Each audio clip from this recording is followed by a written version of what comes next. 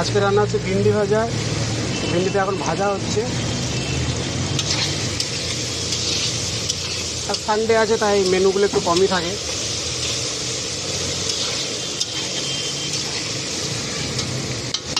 এখানে হচ্ছে ভিন্ডি ভাজা,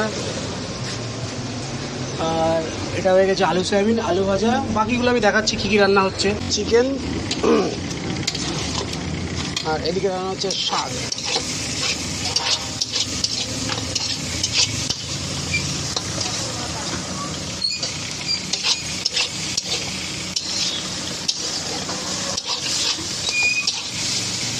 আর এই যে মাছ, চারাপোনা মাছ, কাটারুই, এগুলো সব ভাজা হবে।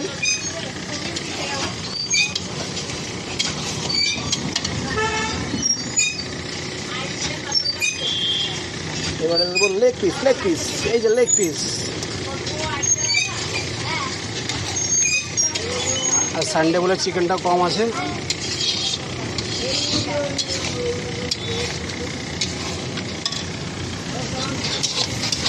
শাকটা হয়ে এসছে, এর মধ্যে হালকা একটু চিনি দেবো, ব্যাস তাহলে এটা হয়ে যাবে।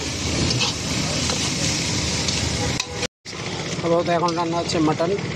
তো মাটনে শুধু আদা বাটা, জিরা বাটা, লঙ্কা কাঁচা পেস্ট করা, কিছুটা লঙ্কার গুঁড়ো, আর বাকি যে মশলাগুলো দিতে হয়, তেজপাতা, শুকনো লঙ্কা, গোটা জিরে, এগুলো দিয়ে এখন কষে নিচ্ছি।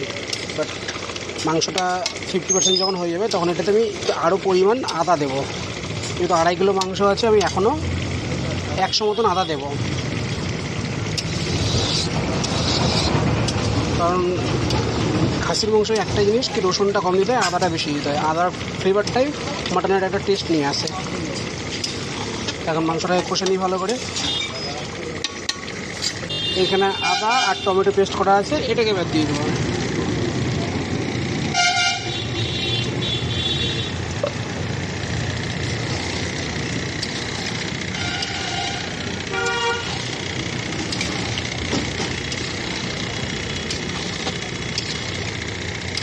আর মাংসটা যখন 80% হয়ে আসবে তখন জয়িত্রী ও জায়ফলটা দিয়ে দেবো। ওর একটা যে ঘ্রাণ থাকে এত সুন্দর হয়। বাট তারপর নামানোর সময় ঘি দিয়ে দেবো। তো এখন আমি ভালো করে এটাকে ম্যারিনেট করে কষবো।